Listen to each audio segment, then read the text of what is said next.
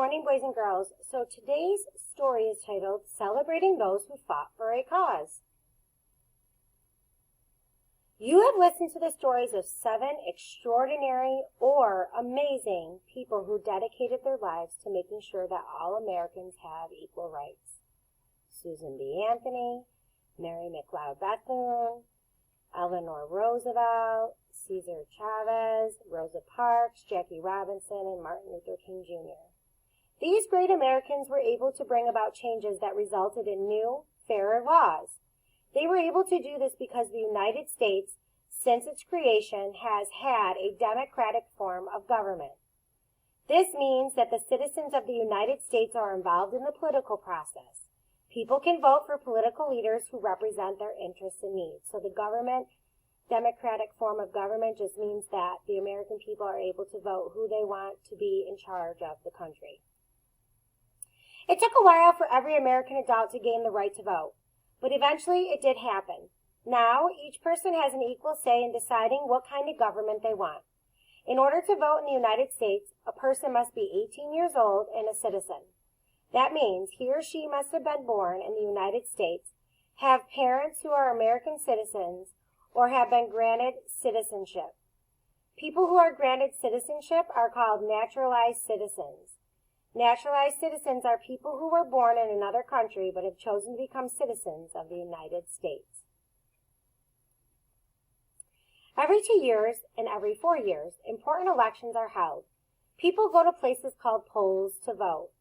As you have learned, the right to vote is called suffrage. Voters can decide who should lead their state and who should lead the nation. They can help decide if taxes or money should be raised by the government to pay for important things communities need, such as hospitals, schools, and libraries, or whether taxes should be reduced so that people have a little more money to spend. These are important choices that affect all Americans. Suffrage is a way of making sure that the government is following the wishes of the people that it serves. Today, we take for granted that adult American citizens have the right to vote. We hardly think about it at all, but you have heard about the journey that people long ago went on to make this a reality. You have also heard about the obstacles that were placed in their paths along the way. Let's now review the lives of the brave people you have just learned about. What is Susan B. Anthony famous for? Susan B. Anthony worked to expand women's rights in America, especially the right to vote. A woman must not depend upon the protection of man, but must be taught to protect herself, she once said. Susan was a famous leader of the women's rights movement. Sadly, Susan did not live to see the passage of the 19th Amendment to the U.S. Constitution in 1920, which made it legal for women to vote. Without Susan's efforts, however, the battle of women's rights might have gone on for much longer. Eleanor Roosevelt worked to improve the civil rights and human rights of many groups of people in the United States. During the Great Depression, Eleanor worked tirelessly to help those most in need.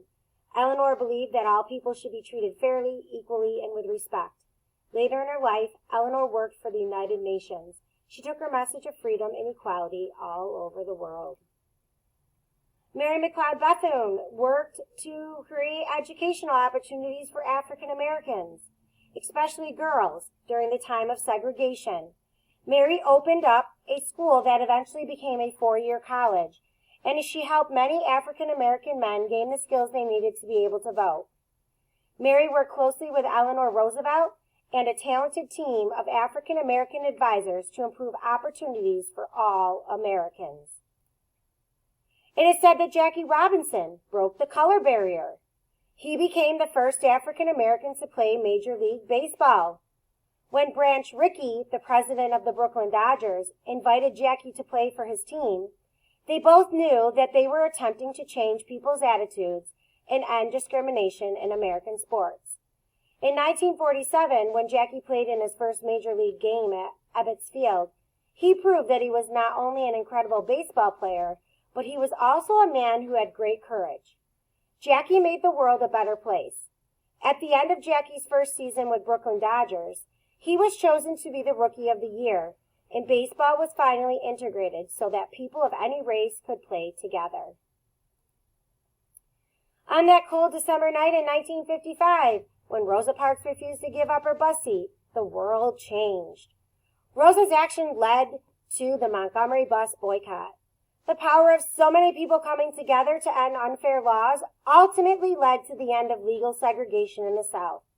Today, many people feel that the civil rights movement really began in that moment when Rosa said, no. That is why Rosa is called the mother of the civil rights movement. Dr. Martin Luther King Jr. was the peaceful leader of the civil rights movement. He led the bus boycott in Montgomery, Alabama.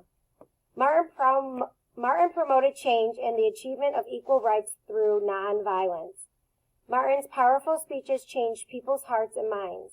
He led the way to change laws that were 100 years old, allowing African Americans to fully participate in American history. As a nation, we honor Martin's work each year on the third Monday in the month of January.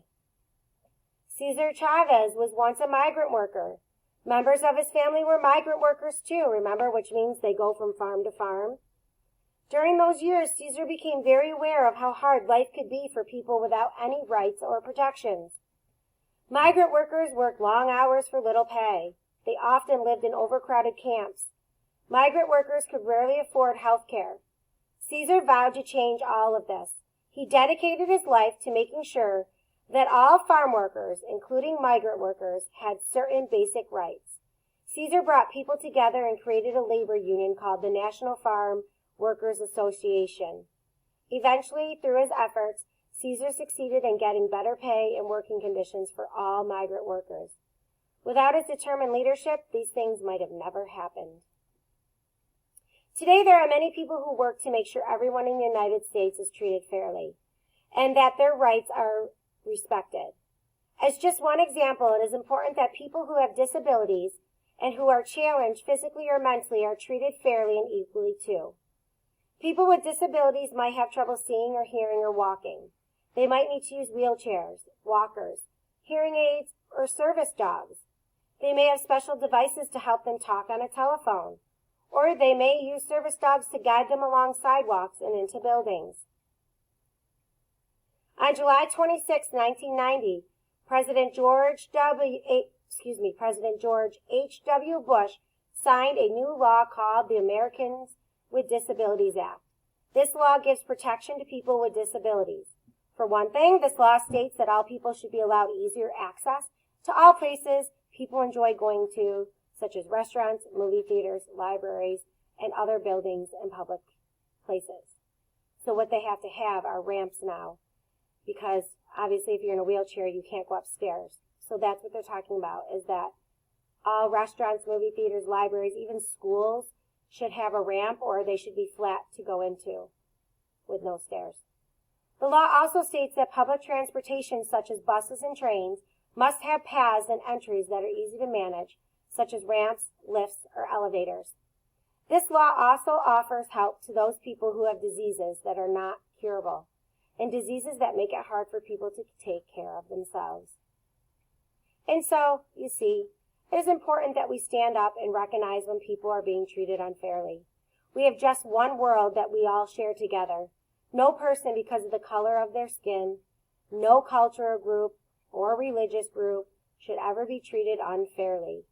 We have a responsibility to treat all human beings with dignity and respect. As Dr. Martin Luther King Jr. once said, "Our lives begin to end the day we become silent about the things that matter." So your question today, I want you to go ahead and tell me one thing you learned from all of these stories. So it can be about a specific person or anything that you learned from reading and listening to all of these stories. Have a great day. Bye.